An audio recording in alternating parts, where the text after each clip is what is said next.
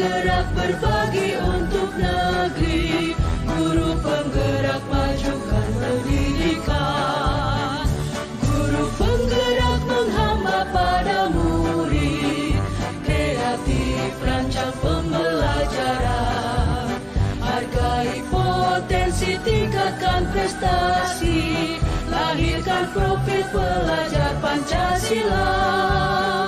Belajar, bergerak, berbagi untuk negeri, kita menjalin kolaborasi. Assalamualaikum warahmatullahi wabarakatuh, Pak. Waalaikumsalam warahmatullahi wabarakatuh. Ya, Bu. Ya, saya pertama-tama mengucapkan terima kasih kepada Bapak sudah meluangkan waktu untuk saya wawancarai terkait dengan tugas saya di guru penggerak, calon guru penggerak itu modul 3.1 pengambilan keputusan berbasis dengan nilai-nilai kebajikan. Saya harap dari wawancara ini saya dapat belajar banyak. Sama-sama belajar. Ya, pengalaman Bapak kan sudah banyak menjadi kepala sekolah sudah lama, Pak ya. Alhamdulillah. Ya. Pak, selama ini bagaimana Bapak menjalankan pengambilan keputusan di sekolah Bapak, terutama untuk kasus-kasus di mana ada dua kepentingan yang sama-sama benar, Pak. Jadi sama-sama mengandung nilai kebajikan. Oke. Untuk mengidentifikasi kasus yang mempunyai nilai yang sama-sama benar yang Ibu sampaikan, tentu hal ini sangat sulit untuk kita menentukan keputusan. Namun sesulit apapun itu, tentu kita bisa mengidentifikasi mana keputusan yang memang harus dieksekusi skala prioritas atau kasus yang bisa kita selesaikan atau kita nomor duakan. Nah, hal yang seperti itu sering kita jumpai atau simalakama.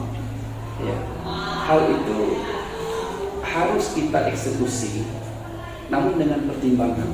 Nah, tentu kalau saya selaku kepala sekolah untuk kasus dilema etika, saya lebih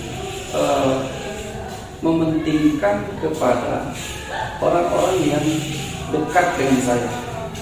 Kenapa? Karena saya tiap hari berjumpa dengan orang tersebut. Guru-guru misalnya, saya lebih menitik beratkan rasa malu, menghargai, karena kita setiap hari berjumpa. Namun kalau masalah rujukan moral, itu bisa kita nomor duakan, karena kita tidak setiap hari berjumpa dengan orang-orang yang seperti itu. Jadi lebih ke pendekatan dengan nilai-nilai kebajikan, Pak ya. Jadi Pak, langkah-langkah atau prosedur apa yang Bapak biasa lakukan selama ini? Langkah-langkah atau prosedur yang saya sering lakukan selama ini dalam mengambil sebuah keputusan, tentu kita mengidentifikasi dulu permasalahan apa yang kita hadapi. Itu yang pertama. Ya. Penyebab masalahnya dulu, Pak ya. Karena apa? Tidak mungkin lah ya kita bisa mengobati sebuah penyakit kalau kita tidak tahu penyakitnya apa dulu, tanpa didiagnosis yang tepat. Nah, untuk itu kita diagnosiskan dulu pokok persoalannya apa, lalu kita bisa mengambil langkah-langkah berikutnya, ya, siapa saja dalam sebuah kasus itu yang terlibat. Salah satu cara kita mendiagnosisnya. Yang ketiga, menanyakan orang-orang yang terdekat ataupun juga pelaku dari kasus tersebut yang terlibat dalam kasus tersebut. Nah, kenapa? Kalau kita sudah berdiskusi dengan pelakunya, jadi kita bisa menindaklanjuti apa yang akan kita lakukan ke depan. Dari itu, ya, dengan kita sudah menguasai persoalan itu, maka kita bisa mencari solusinya. Kita kasih obatnya. Kalau dia tipes, ya kasih obat tipes kan? Nah, gitu maksudnya, Bu ya. Jadi baru bisa membuat keputusan solusi yang sesuai dengan permasalahan. Nah, itu juga harus kita pertimbangkan, ya. Dari sudut pandang sebelum memutuskan, agar supaya kita bisa meminimalisir risiko dari setiap keputusan itu. Saya kira seperti itu. Setelah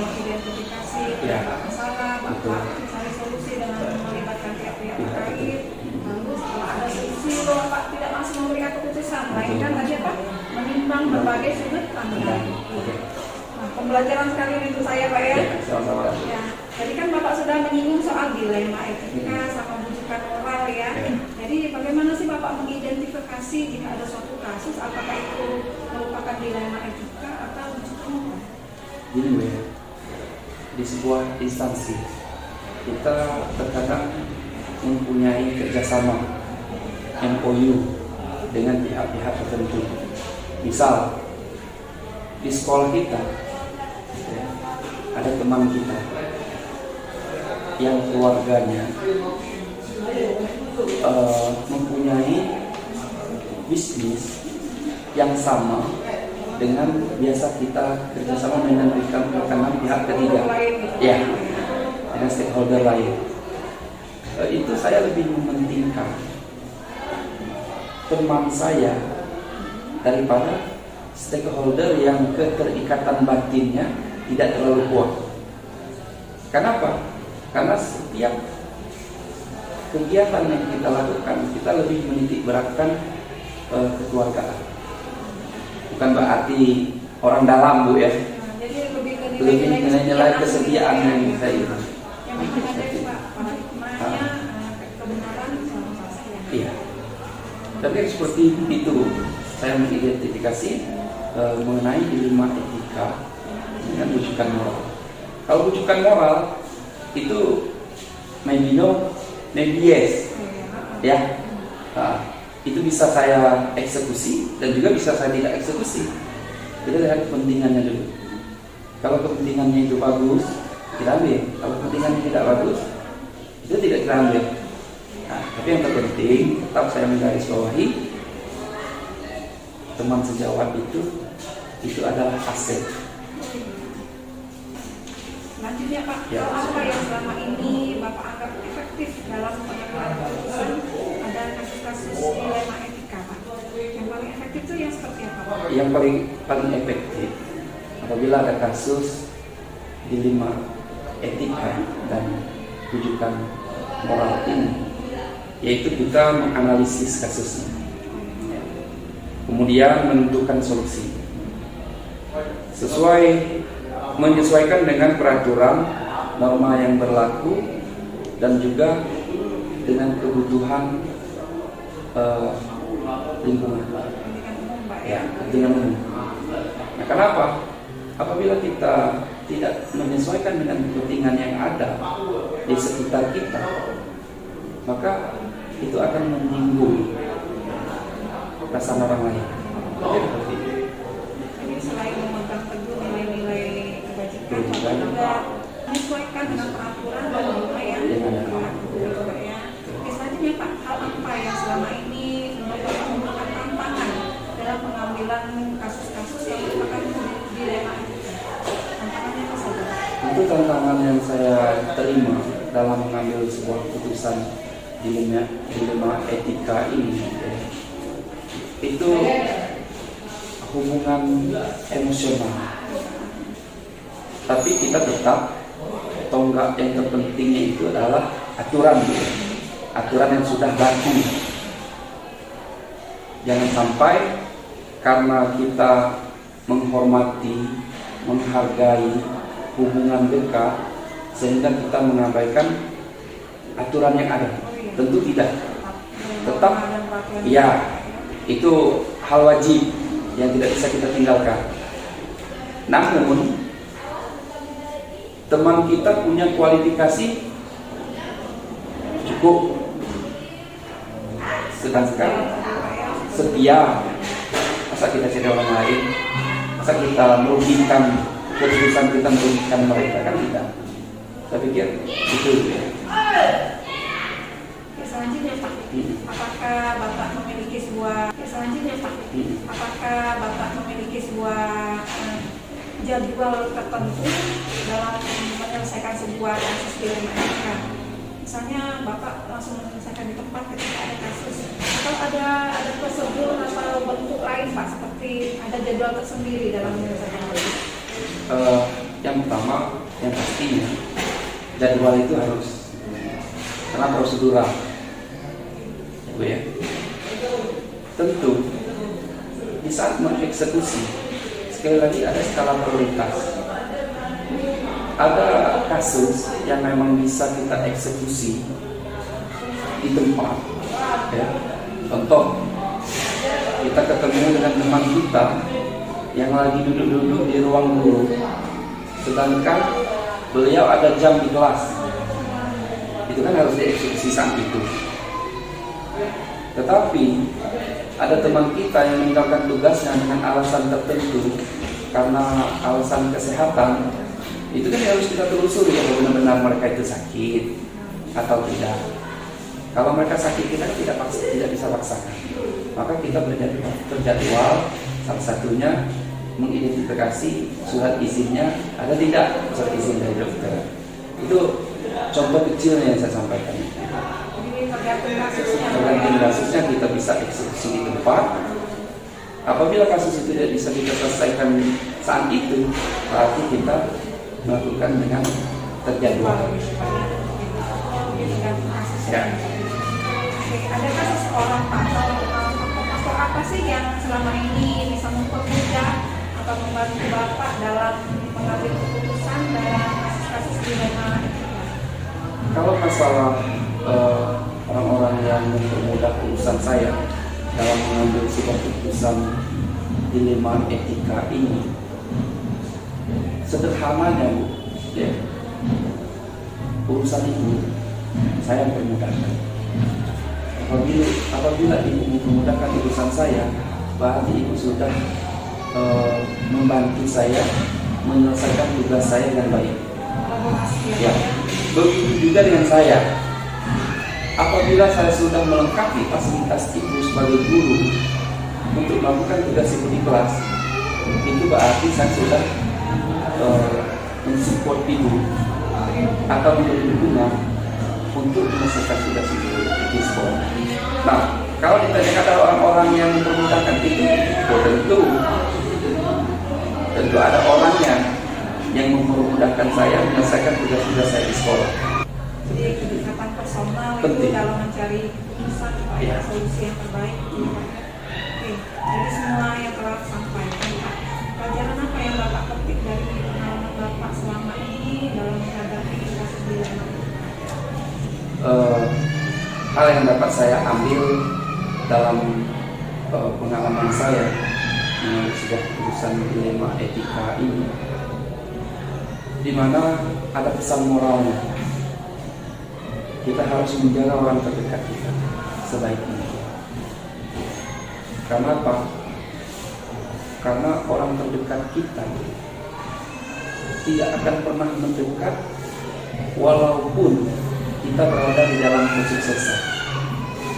Mereka tidak justru mendekat, tapi menjauh. Kenapa? Karena menjaga marwah, tunjukkan moral itu. Kenapa? Karena mereka tidak mau ketulusan mereka itu tergantikan dengan hal yang remeh-temeh. Mungkin seperti itu. Oke, tinggal kita lebih bijaksana lagi Iya, ya Pak, ya, nanti betul. melihat apakah itu memang menunjukkan moral ataukah Dilema etika. Oke Bapak, terima kasih banyak atas waktunya. Sama-sama. Saya banyak belajar dari Bapak ya, dari pembicaraan wawancara yang sedikit ini. Yang jelas kita sama-sama belajar, Bu, ya. Iya. Karena dengan siapapun kita itu harus bisa menerima baik ilmunya, apa itu tidak tanduknya, itu kita sama-sama kolaborasi. Karena seorang manusia itu harusnya seperti botol ataupun gelas yang kosong. Apabila dituangkan air, maka akan terisi. Tapi kalau kita ibaratkan gelas yang penuh, di saat kita tuang, apa yang kita bicarakan hari ini itu tidak ada nilai, ya, itu tidak ada nilainya. Kenapa terbuang, percuma? Tapi kan seperti itu. Ya, jadi Bapak, semoga tadi pembelajaran dari Bapak yang Ya. saya dapatkan hari ini dapat saya jadikan pengalaman jika suatu saat saya punya kesempatan untuk memimpin ya Pak ya. Itu terpenting, Bu, Iya, ya. ya Pak. Terima kasih banyak Pak. Sama-sama.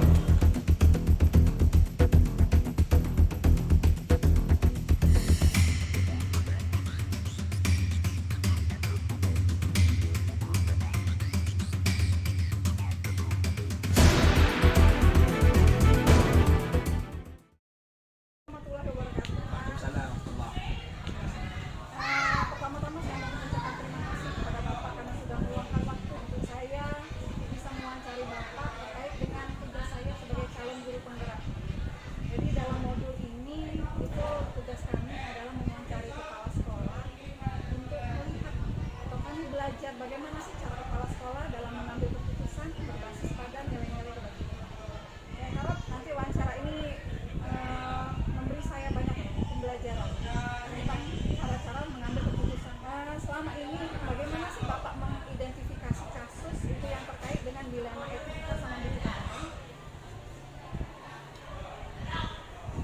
mengidentifikasi kasus dilema etika, Pendidikan moral atau yang pertama kita biasanya dalam suatu kasus itu kan ada kan izin atau dari wali siswa juga bisa, karena yang dalam masalah dilema ini tidak hanya terkait dengan guru, bisa juga dengan siswa, bisa juga dengan siswa. Jadi tentunya kita mencari informasi dari sumbernya. Kalau tidak dari sumbernya, maka informasi yang akan kita dapatkan ini biasanya bias. belum jelas. Ya, sehingga tidak teridentifikasi. Jadi untuk mengidentifikasi ini maka kita harus cari sumbernya langsung. Jadi untuk mengetahui apakah itu memang wilayah Bapak atau Iya. jadi bagaimana Bapak menjalankan keputusan di sekolah ini, terutama untuk kasus-kasus di mana ada dua kepentingan yang dua-duanya sama-sama benar, Pak, atau sama-sama mengandung nilai-nilai kebajikan? Kita lihat prioritasnya. Oh iya. Kita lihat prioritasnya mana yang lebih dilakukan, lebih utama untuk dilakukan. Kalau di dalam agama itu ada wajib, ada sunnah, dan semuanya benar, bagus semua. Mana yang wajib, mana yang sunnah. Jadi kita harus mendulukan yang wajib dulu. Di dalam masalah ini kita harus ada ya, pertimbangan prioritas. Kita lihat masalahnya, kemudian ambil mana yang harus kita lakukan. Memutuskan. Jadi prioritas mana yang paling menguntungkan banyak pihak, misalnya seperti itu, Pak, ya? Iya.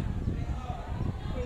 Jadi langkah-langkah atau prosedur seperti apa yang Bapak biasa lakukan dalam menyelesaikan atau dalam mengambil keputusan? Pertama saya cari informasi dari sumber langsung. Yang saya analisa, saya identifikasi. Kemudian apabila masalah cukup ringan, saya cukup berdiskusi dengan sumber masalah tadi atau pihak yang terkait untuk mencari solusi terbaik. Tapi kalau sampai masalah ini, Panggilan untuk Pak Hafiz ditunggu di meja piket sekarang. bukan pada saya tentang masalah ini. Jadi yang pertama Bapak menentukan dulu siapa sih yang terlibat dalam kasus tersebut, Iya. gitu ya. Lalu setelah itu membuat diskusi. Iya. Ada kata-kata diskusi. Lalu setelah ada solusi pun Bapak masih meminta masukan lagi. Kira-kira gimana sudut pandang dari orang-orang terdekat gitu, Pak, ya? Iya. Itu kalau seandainya memang masalah itu cukup berat. Kalau masalah itu cukup ringan, mungkin cukup saya dengan Oke. Dalam menganalisis kasus gitu ya, Pak, yang Bapak anggap efektif dalam pengambilan keputusan itu apa? yang dianggap efektif. Ya, hal apa saja yang efektif dalam pengambilan keputusan? Pertama sumber informasinya harus dari sumber langsung, Oh iya. bukan dari kiri kanan depan belakang, tapi harus Pihak yang dari terkait sumber. tadi, Pak, ya? Supaya informasi yang didapatkan itu akurat. Dari pihak kiri kanan itu boleh kita dengar, boleh kita terima, cukup untuk didengarkan sebagai bahan pertimbangan. Tetap utamanya penasehat kita dapatkan dari sumber. Kemudian harus tindak lanjut dengan segera. Ya, jangan menunggu waktu. Masalahnya berlarut. Sudah tindakan, harus ada keputusan segera. Dan harus Lalu hal apa saja sih, Pak, yang menurut Bapak dalam mengambil keputusan itu merupakan tantangan yang Bapak hadapi? Jika ada kasus dilema etika, apa saja tantangannya? ya, kadang-kadang tantangannya itu diantaranya pihak yang terkait kadang-kadang tidak sesuai dengan keputusan itu. Kadang dia lebih memilih ini daripada memilih ini, karena dua-duanya benar. Ini benar, ini baik, ini juga benar, ini baik. Jadi yang paling menjadi tantangan itu kalau kedua belah pihak itu sama-sama benar ya, Pak, ya? Iya. Jadi itu yang tantangannya membingungkan. Kalau dia benar salah, lebih mudah gitu. Karena kita punya ada regulasi, aturan, akhirnya kita dasar kita dalam keputusan itu regulasi kita. Tapi kalau seandainya dia benar semua, maka kita harus lihat mana yang lebih menguntungkan bagi semua. Tapi kan dalam menghadapi sebuah kasus di dalam etika, Bapak kan seperti Bapak bilang tadi ada yang harus diselesaikan segera. Apakah memang setiap keputusan itu harus dibuat segera atau memang ada jadwal-jadwal tertentu Pak dalam mengambil keputusan? Untuk memutuskan masalah. Kalau terjadwal sebenarnya tidak ada, kecuali dalam sebagai saya kepala sekolah misalnya jadwal untuk mensupervisi observasi ada jadwalnya. Tapi kalau dalam satu masalah ya ketika itu saja, ketika itu kita ada masalah, kalau bisa disegerakan ambil keputusan segera, kalau tidak ya namanya masalah itu kadang-kadang ada yang ringan kan? Kalau yang cukup berat perlu kita musyawarahkan dengan orang banyak Itu yang perlu dijadwalkan itu Pak. iya. Jadi kalau terkait dengan masalah tidak ada jadwal khusus. Jadwal itu ya, tugas saja untuk sebagai supervisor. Jadi ada yang tergantung permasalahannya Pak ya, tergantung kasusnya. Kalau kasusnya ringan dan tidak melibatkan banyak pihak, artinya Bapak bisa langsung menyelesaikan. Ya. Nah, kalau misalnya melibatkan banyak pihak, artinya harus terjadwal, misalnya mengadakan rapat seperti tadi Iya. ya. Oke, jadi adakah faktor-faktor yang selama ini mempermudah Bapak dalam mengambil keputusan? Faktor-faktor atau orang-orang atau pihak lain gitu. Jadi keputusan yang Bapak buat terasa lebih mudah. Yang saya pikir pertama adalah komunikasi. Komunikasi.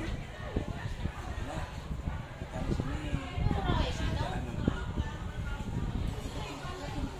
Kemudian kooperatif. Ini guru-guru ini, misalkan guru ya, masalah guru misalkan. Ya, saya panggil, tanyakan, mereka mau diajak berdiskusi, tidak dibiarkan. Kemudian yang di samping itu yang membantu saya kerja, rekan-rekan saya di sekolah semuanya alhamdulillah kooperatif. Akhirnya seperti ketika saya bicara rapat, bahas masalah, koordinasi, siap. Jadi faktor yang Bapak tadi mempermudah adalah yang pertama adalah berkolaborasi dengan seluruh pihak di sekolah ya, guru, rekan guru ya. Lalu dalam kolaborasi itu Bapak melakukan komunikasi yang efektif ya Pak ya, supaya pesannya tersampaikan dan masalahnya terselesaikan ya Pak ya. Oke, yang terakhir nih Pak pertanyaannya, dari semua yang telah Bapak sampaikan, pembelajaran apa sih yang dapat Bapak petik selama Bapak mengambil keputusan? Ada pengalaman apa ya kira-kira yang menjadikan pembelajaran bagi Bapak sebagai kepala sekolah?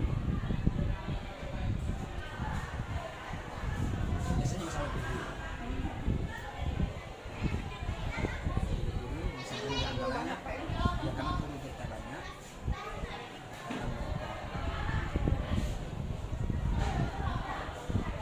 melambat misalnya. Kalau mau mengikuti disiplin waktu benar, tapi hal ini pernah saya sampaikan pada guru.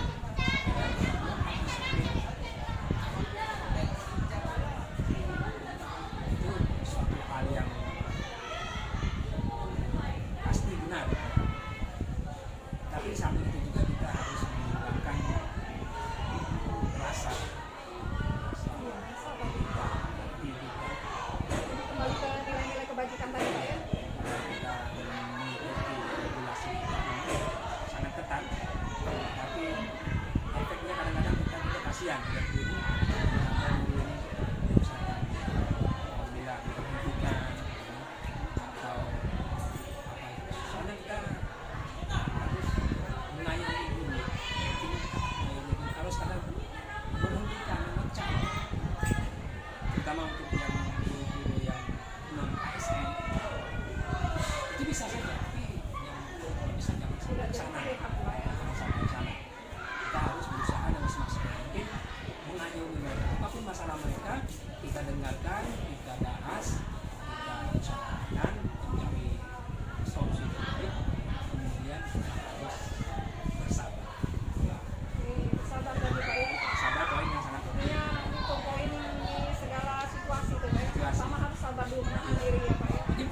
saya selalu sabar tidak. Kadang-kadang saya emosi juga, tapi kalau Usaha kita ya Pak ya. menghilangkan emosi itu kesabaran kita banyak pemikiran kebaikan bersama mereka jadi baik, kita baik, sekolah kita